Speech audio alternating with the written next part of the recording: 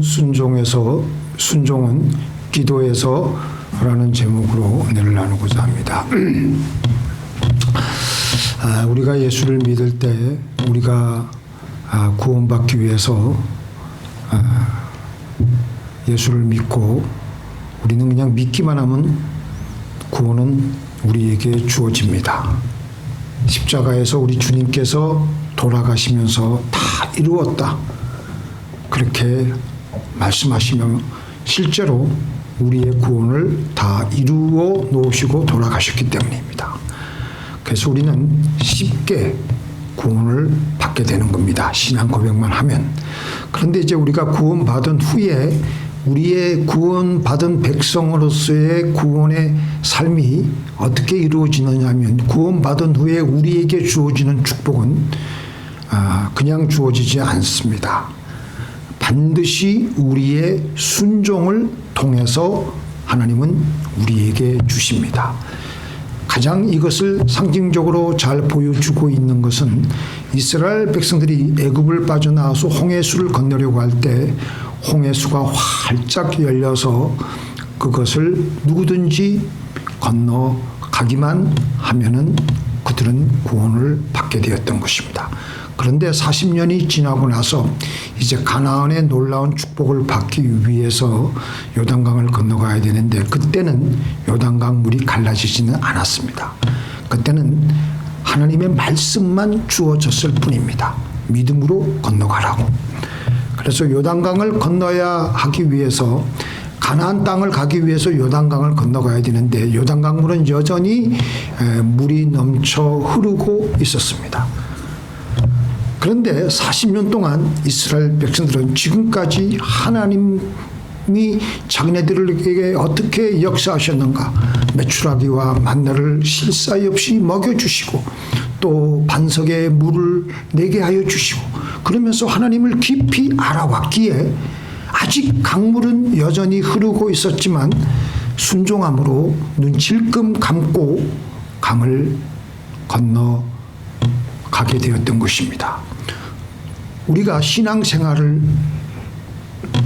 하면은 우리가 하나님을 깊이 알면 알수록 우리는 환경에 의존하지 않습니다. 눈에는 보이는 것이 없고 손에는 잡히는 것이 없고 귀에는 아무것도 들리지 않고 환경적으로 현실적으로 아무것도 달라진 것이 없다고 하더라도 하나님 말씀을 우리에게 주시면 그 말씀 따라서 우리는 순종해서 나아가는 것입니다.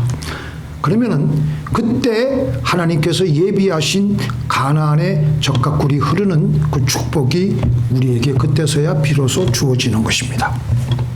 그래서 구원은 믿음으로 공짜로 받지만 구원받은 후에 축복은 순종함으로, 행함으로 받게 되는 것입니다. 근데 이 순종이 잘 안 됩니다. 애써도 안 됩니다.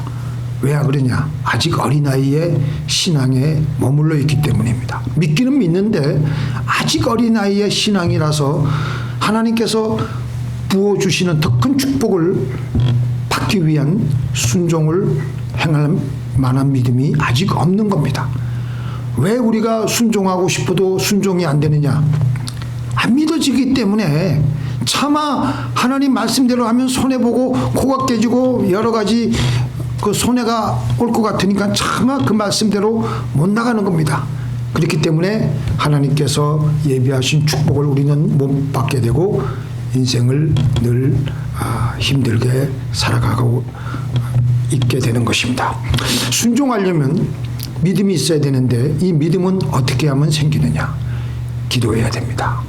오늘 우리가 누가복음 11장 1절부터 13절의 말씀에 예수님의 그 말씀의 전체적인 요지는 기도해라는 것입니다.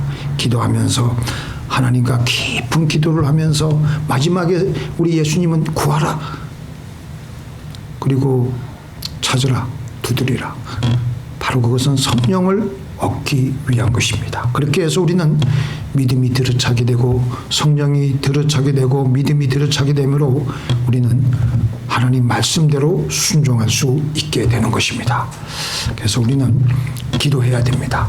기도하면 하나님이 우리에게 성령을 부어주시고 우리에게 믿음으로 가득 들어차게 되는 가득 차게 되는 것입니다. 그래서 우리는 기도를 해야 되는데 그러면 기도를 어떻게 해야 되느냐? 기도를 잘할 수 있도록 해주는 오늘 중요한 방법을 한두 가지 말씀을 제가 올리겠습니다. 먼저 첫 번째로 기도 내용을 미리 작성해서 기도하는 것입니다. 1절부터 4절에 보니까 예수님께서 기도를 가르쳐 달라고 하니까 예수님께서는 주기도문을 우리들에게 그 제자들에게 가르쳐 주셨어요. 이 내용 가지고 기도해라. 그냥 기도할 내용들을 가지지 않고 무작정 기도를 하게 되면 우리는 잡념에 시달리게 되고 중구난방으로 기도의 방향을 잃게 되고 우리는 기도를 그만 중도에 포기하게 될 때가 있습니다. 이것은 어느 교회가 성전 건축을 하기 위해서 다음과 같이 자세한 기도문을 만들어서 온 교회 교인들이 새벽에 나오면 권사님들은 그걸 깔고 또 그 기도문을 읽으며 기도하는 거예요. 그 내용을 제가 한번 샘플로 제가 보여드릴게요. 제가 한번 읽어드리겠습니다. 어떤 교회가 이제 이 기도문을 만들었어요. 건축에 관련된 모든 것이 원활하게 이루어지도록 하소서. 건축사와 감리사에게 하나님의 지혜를 허락하셔서 시작부터 마칠 때까지 정직하고 정확하며 성도들이 마음껏 하나님을 예배하고 기도할 수 있는 은혜로운 공간, 효율적인 공간이 설계되게 하옵소서. 건축하고 있는 시공사를 축복하여 주시고 잘 설계된 도면대로 정직하게 진실되게 시공하게 하소서. 협력업체 모든 선정 과정에도 하나님의 때를 위하여 예비해 놓으신 건실한 업체들을 붙여주시고 안 믿는 사람도 구경 한번 올 수 있는 마음과 그곳에서 머물다 주님 만나는 아름다운 공간이 되는 축복의 장소를 신축할 수 있도록 시공사들의 마음을 만져 주옵소서. 첫째도 안전, 둘째도 안전입니다. 건축이 시작되는 모든 상황 여건들을 성령 하나님께서 간섭하시고 이끌어 주시며 주변 주민들과 학교에 피해를 주지 않고 민원이 생기지 않도록 그들의 마음을 만져주시고 친밀한 관계가 만들어지는 가운데 아름답게 시공될 수 있도록 인도해 주옵소서.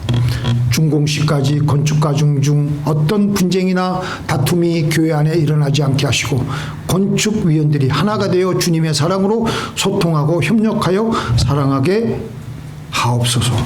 이런 기도문을 만들어 가지고 그 교회 담임 목사부터 시작해 가지고 장로님들, 권사님들, 집사님들, 일반 평신도에 이렇게까지 이 기도문을 다 배포해 가지고 안전하서나 그래 가지고 온 교회 교인들이 만 번을 다 채우도록 이제 하는 거예요. 그리고 이제 그러면 만 번이 딱 되면은 이제 어떤 일이 벌어지는가 해서 봤더니 그 만 번을 채우게 해가지고 한 그 기도문은요, 특별히 그 건축을 하면서 머릿돌에 집어넣어서 후대에 알려주기로 했다고 합니다. 그 실제로 이렇게 온 교인들이 이 기도문을 읽고 기도하였으니까 기도문대로 사고가 터질 만한 것도 미리 하나님께서 예방시켜 주시고 불미스러운 일이 하나도 터지지 않고 잘 성전 건축이 마무리되었다고 합니다. 그 빌 하이벨 목사가 그랬어요. 기도하기 전에 미리 기도문을 작성함으로써 많은 사람들이 그들의 다양한 생각들을 조직화된 형태로 배열할 때 훨씬 더 잘 집중할 수 있게 된다. 이 과정은 나를 구체적으로 만든다. 기도의 기록은 나의 마음이 흔들리는 것을 막을 수 있다. 그리고 하나님께서 기도에 응답하신 것들을 깨닫도록 도운다. 이렇게 이제 기도문들을 가지고 기도하는 것이 우리에게 중요합니다. 그러니까 무작정 기도하기보다는 한번 기도문 중요한 기도 제목이 있으면 그 기도문을 한 패러그래프로 한 문단 정도, 뭐 그러면 한 3, 4분 정도, 한 5분 정도 걸리지 않겠어요? 그리고 그걸 놓고 한 2, 30분간 또 기도하는 거예요. 그렇게 되면은 문제는 뭐냐면 막상 현실에서 다가오는 문제들이 발생하더라도 미리 기도문을 가지고 조직적으로 체계적으로 기도를 해 왔기 때문에 조금 더 흔들림 없이 담대하게 순종하게 되는 겁니다. 미리 적어온 대로 기도를 해옴으로 하나님이 도와주시는 것을 확실히 마음에 기억하게 되고요. 내 마음에도 믿음으로 가득 들어차 있게 되는 것입니다. 그리고 이렇게 기도문을 작성해 놓고 기도하니까 여러 가지 생기는 문제도 미리 마음의 준비를 할 수가 있으니까 조금 어려운 일이 생겨도 동요하지 않는 거예요. 그리고 그대로 순종하는 겁니다. 이게 바로 기도의 목적이에요. 기도의 목적은 하나님 말씀대로 순종하기 위해서 우리가 믿음을 가지는 것이 기도의 목적인 줄 믿습니다. 믿습니까? 그것 때문에 기도하는 거예요. 내 욕심 채우려고 기도하는 게 기도가 아니라니까요. 그 다음으로 기도를 제대로 하기 위해서는 시간을 정해놓고 하는 겁니다. 아침, 점심, 저녁. 다니엘이 그렇게 3번 정해놓고 기도했습니다. 예수님께서도 새벽 미명에 시간을 정해놓고 기도했습니다. 기도 시간을 정해놓고 하는 것은 기도할 때 흔들리지 않고 끈질기게 기도할 수 있게 해주시고, 그리고 기도의 형태를 취하지 않는다 하더라도 무시로 생활 속에서 기도를 할 수 있게 해줍니다. 그리고 3번째, 이렇게 기도하면서 우리에게는 순종할 수 있는 믿음이 생기게 됩니다. 기도하면서 믿음이 마음이 딱 하나로 모이게 되는 거예요. 그리고 아무리 힘들어 보이는 일이라 할지라도 하나님의 말씀대로 우리는 순종할 수 있게 되는 것입니다. 그게 바로 기도의 목적이에요. 기도의 목적은 다른 데 있는 게 아니에요. 하나님 말씀대로 순종할 수 있게 해주는 게 기도의 목적입니다. 예수님은 겟세마네 동산에서 기도하실 때 한 3시간 정도 기도를 하셨는데 십자가를 지러 가시는 것이 처음에는 엄두가 나지 않으셨어요. 기도할 힘이 그 십자가를 질 만한 힘이 아직 없는 거예요. 그래서 처음 기도할 때 예수님의 기도의 내용이 뭐예요? 아버지요, 할 수만 있거든 이 잔을 내게서 지나가게 하옵소서. 아버지요, 할 수만 있거든 십자가를 지지 않도록 하여 주시옵소서. 이 기도의 내용이에요. 그리고 하나님께서, 우리 예수님께서 기도하셨어요. 지금 상태로는 내가 도저히 십자가를 질 수 있는 아직 그 힘이 없기 때문에, 믿음이 없기 때문에, 그런데 계속 기도하시면서 땀방울이 핏방울로 변하도록 기도하시면서 하나님의 성령으로 채워지면서 하나님의 뜻에 순종할 수 있는 믿음이 생기면서 이제는 내 뜻대로 마옵시고 아버지의 뜻대로 하옵소서. 마음이 모아지는 거예요. 뜻이 하늘에서 이루어진 것 같이 땅에서도 이루어지다. 순종할 수 있는 믿음이 생기게 되자 우리 예수님은 제자들에게, 옆에 있는 제자들에게 이제 됐다, 이제 일어서자. 그게 바로 기도 응답이에요. 내 마음속에 하나님 말씀을 순종할 수 있는 믿음이 생겼다. 그 기도의 응답인 줄 믿습니다. 그래서 기도의 목적은 하나님의 말씀을 순종하기 위해서 믿음을 얻는 데 있는 것입니다. 내 욕심을 채우는 데 있는 것이 아니에요. 기도를 하러 들어갈 때 도저히 이 말씀대로 순종할 자신이 없기 때문에 하나님, 나는 못하겠습니다. 나는 못해요. 그렇지만 기도하면은 하나님이 힘 주시는 거예요. 힘 주십니다. 자, 같이 크게 한번 읽겠습니다. 내게 능력 주시는 자 안에서 내가 모든 것을 할 수가 있느니라. 나는 못해요. 하지만 기도하면서 하나님이 힘을 주시니까 오케이, 죽으라면 죽겠습니다. 하겠습니다. 그리고 십자가를 지러 가는 거예요. 그래서 우리가 기도할 때요, 우리에게는 성령이 막 부어져요. 우리는 영의 그릇입니다. 동물은 영의 그릇이 없어요. 혼만 있기 때문에. 근데 우리 사람은 영혼육이 되어 있기 때문에 우리는 영을 받아들일 수 있는 이 이 그릇이 있습니다. 그래서 우리 안에 어떤 영이 우리에게 와 있느냐에 따라서 우리는 그 영에 와 있는 거에 따라서 우리는 살아가게 되어 있습니다. 지혜롭고 착한 영을 가지고 있는 사람은 지혜롭고 착한 영 하는 것마다 다 지혜롭고 착하게 행동만 해. 근데 어떤 사람은 어리석고 악한 사람, 악한 영이 있는 사람은요, 하는 것마다 다 악하고 다 그냥 어리석게 행동을 하는 거예요. 그래서 우리는 하나님의 선한 일을 하려고 하면 먼저 하나님의 선하고 선한 성령을 받아야 됩니다. 착한 영이 없는 사람이 착한 행동을 하려면 어색하고 힘들고 고통스럽습니다. 그렇기 때문에 우리 예수님께서는 제자들에게 너희들이 먼저 착한 일을 하려고 하나님의 일을 하려고 나가려고 먼저 예루살렘 바닥을 돌아다니지 말고 아무것도 하지 말고 이제부터 너희들은 위로부터 오시는 성령이 임할 때까지 기도를 해라. 그렇게 말씀하신 것입니다. 그렇게 해서 성령을 받게 되면 하나님의 착한 일을 할 수 있는, 순종할 수 있는 힘이 생겨서 그것을 감당하게 되고 하는 내내 기쁘고 감사하고 즐거운 겁니다. 덴마크는 지금 세계에서 가장 행복한 나라, 행복지수가 1위에 계속 올라가 있다고 합니다.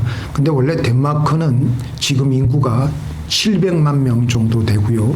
그리고 그 덴마크 그 땅덩어리의 그 넓이는 한반도의 한 3분의 1 정도 되는데 원래 덴마크는 그렇게 땅이 조그만 나라가 아니었습니다. 20배나 아주 넓은 그런 땅을 가지고 있었는데 지난 세월 동안 덴마크는 스웨덴한테 전쟁에 져가지고 노르웨이 땅을 빼앗기게 되고 또 영국하고 해상에서 전쟁을 치르다가 해상권을 다 뺏기게 되고 독일에게는 또 독일과 또 150년 전에는 전쟁에 또 해가지고 전쟁해가지고 처참하게 져가지고 가장 농사 짓기 좋은 비옥한 땅을 다 빼앗기고 그래서 이제 북해와 발트해의 바닷바람에 시달리는 항무지 돌과 모래와 잡초와 그거 무성한 항무지만 남고 국가에는 아무것도 남지 않고 상위군인, 노인, 가부, 고아들만 득실거리고 있었다는 거예요. 그래서 온 나라가 완전히 우리나라 예전에 6.25 직후에 아무것도 남지 않았을 때하고 비슷하게 됐던 것입니다. 이렇게 온 국민이 시리에 빠져가지고 있을 때 유명한 구호가 바로 밖에서 빼앗긴 땅 안에서 한번 찾아보자 라는 구호를 외친 목사가 바로 구른투비 목사였습니다. 이분이 이제 이분의 그 일대기를 보니까 코펜하겐 신학대학을 수석으로 졸업한 아주 장래가 촉망되는 젊은이였습니다. 근데 이 사람이 그때만 해도 수석도 했겠다, 공부도 열심히 잘했겠다, 늘 아직 자기가 젊었겠다, 자기만 옳고 기존 그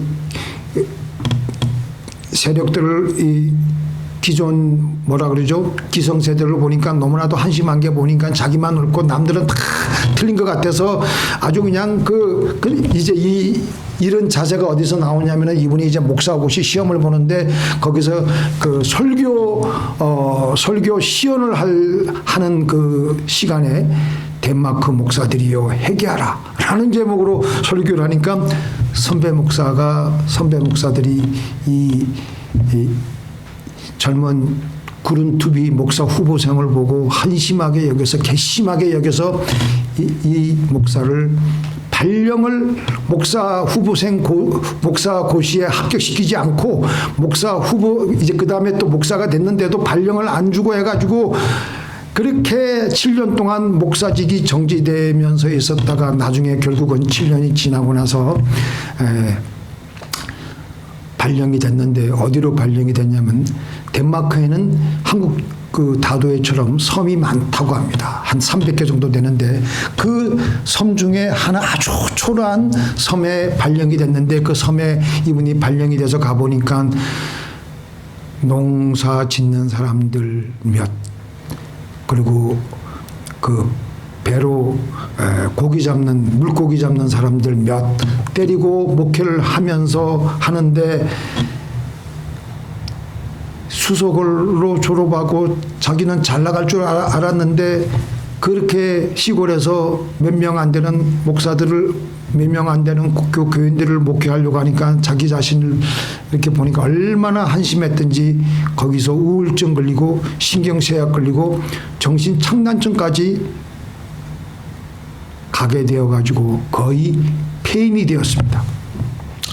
그런데 그런 구른투비 목사가 42살에 괴로워 가지고 하나님께 기도하다가 성령을 받았어요. 성령 체험을 해 가지고 성령을 받고, 그리고 그가 가지고 있던 모든 정신병, 우울증, 정신착란증 다 치유받고 자유함을 얻고, 그러면서 하나님께 기도하는데 자기 조국에 대한 새로운 소망의 환상을 보게 되는 거예요. 덴마크도 잘 살 수 있다. 그래서 그때부터 이분이 사람들에게 가는 곳마다 소망을 던져주는 설교를 했는데, 그 중에 대표적인 설교가 뭐냐면 하나님 아버지를 사랑하라. 첫째. 둘째는 조국을 사랑하라. 셋째는 내 이웃을 사랑하라. 3의 운동을 이분이 벌이면서 가는 곳마다 사람들이, 그러니까 이분이 생각에 뭐냐면, 구른투비 목사는 항무지, 지금 우리나라가 항무지가 된 게 문제가 아니라 우리들의 마음에 벌써 항무지가 되어 있다는 것을, 더 큰 문제라는 것을 깨닫고 가는 곳마다 사람들에게 먼저 마음을 기경시키는 거예요. 그래가지고 이분이 어떻게 그 마음을 바꿔주냐면, 설교도 하지만 젊은이들과 가난한 이들을 위해서 국민 고등학교를 열어가지고 신앙교육, 국민 정신개조, 개척 정신 고치, 그러면서 이 사람들을 막 정신을 바꿔주는 거예요. 그 중에 감화를 받은 사람 중 하나가 바로 달가스였습니다. 달가스가 군대 제대하고 나서 그 구른투비 목사의 설교를 듣고 뜨거워져 가지고 항무지 유틀란트 반도의 모래 언덕을 장미꽃 향기가 가득한 적각꿀이 흐르는 옥토로 바꾸자 그러면서 이 사람은 진짜 그 군대 출신이기 때문에, 그러면서 개간 사업을 시작해 가지고 덴마크가 어느 정도로 추웠냐면요, 여름에도 북극에서 바람이 불어오기 때문에 여름에도 서리가 내릴 정도였어요. 그런데 이 달가스 내려간 세찬 바람을 막기 위해서 먼저 항무지에 나무를 심고, 이러면서 개간 운동을 하고 개척 운동을 하고, 이러면서 이들의 노력이 서서히 나타나기 시작하는데, 세계에서 가장 선진적인 낙농국가, 또 그 다음에 좀 말이 좀 어려운데요, 화해국가, 화해라는 말을 또 제가 요번에 공부하면서 처음 봤어요. 화해라는 게 뭐냐면 풀에서 꽃이 나는 것을 화해라고 하더라고요. 중국말로 화해국가, 그리고 조림국가가 되었다고 합니다. 150년 전에는 덴마크가 완전히 망했는데 150년 만에 지금은 세계 3년 연속 가장 행복한 나라 1등으로 올라와 있다는 겁니다. 150년 만에 가장 불행한 나라에서 가장 행복한 나라로 덴마크가 바뀌게 되었던 것입니다. 한 목회자가 기도하며 성령을 받으니까, 그 안에 성령으로 가득 들어차게 되니까 항무지 같은 현실에서 자기에게 주어진 그 십자가를, 하나님의 일을 기쁨으로 순종하게 되니까 하나님의 놀라운 축복이 부어지게 되었던 것입니다. 우리도 마찬가지. 우리도 매일매일의 삶 속에서 내가 하는 일이 하나님의 일이라고 생각하는데 내 힘으로 하려고 하니까 순종이 안 되는 겁니다. 믿습니까? 그런데 내가 하나님의 영, 지혜의 영, 모략의 영, 총명의 영, 재능의 영, 지식과 여호와를 경외케 하는 그 영을 충만하게 받아서 하게 되면요, 내가 하는 모든 일이, 내가 운전하고 있는 일이, 내가 주방에서 일하고 있는 일이, 내가 내 현실에서, 내 처소에서 하고 있는 모든 일이 부드럽고 자연스럽게 즐겁게 우리는 그 일을 할 수가 있게 되는 것입니다. 우리 같이 한번 읽어보겠습니다. 시작. 그의 위에 여호와의 영꽃 지혜와 총명의 영이요 모략과 재능의 영이요 지식과 여호와를 경외하는 영이 강림하시리니. 그 이사야 11장 2절은요 외우두는 게 좋아요. 여호와의 영꽃 지혜와 총명의 영이요 모략과 재능의 영이요 지식과 여호와를 경외케 하는 영이 우리에게 강림하시리니. 그래서 오늘 본문에서 여러분들 다 잘 아시겠지만 오늘 본문에서 뭐라고 했습니까? 11절부터 너희 중에 아비된 자 누가 아들이 생선을 달라 하면 생선 대신에 뱀을 주며 알을 달라 하면 정갈을 주겠느냐? 구하라 찾으라 두드리라. 뭘 구하라 찾으라 두드리라 그랬어요? 성령이에요. 13절 한번 같이 큰 소리로 한번 읽어보겠습니다. 시작. 너희가 악할지라도 좋은 것을 자식에게 줄 줄 알거든 하물며 너희 천부께서 구하는 자에게 성령을 주시지 않겠느냐 하시니라. 그러니까 우리에게 가장 좋은 것은 성령이에요. 성령. 우리가 이 땅에서 가장 행복하게 잘 살아갈 수 있는 것은 내 인생을 사랑하고 내 인생에 주어진 모든 힘든 일을 걸머쥐고 그것을 하나님의 놀라운 축복으로 바꿀 수 있는 힘은 성령밖에 없는 겁니다. 그래서 예수님께서는 구하라 찾으라 두드리라. 뭘? 성령. 우리에게 가장 좋은 성령을 구하라고 하신 것입니다. 그래서 오늘 우리는 우리의 삶을 우리에게 남아있는 여생 얼마나 우리에게 남아있는지 모르겠지만 남아있는 여생 하나님께 하나님의 일을 잘 순종하며 살아가기 위해서 그리고 기쁘고 맑고 밝고 환하게 살아가기 위해서라도 성령을 끊임없이 구하시며 믿음으로 충천해지며 하나님의 말씀대로 순종하시는 저와 여러분이 되기를 예수님의 이름으로 축원드립니다.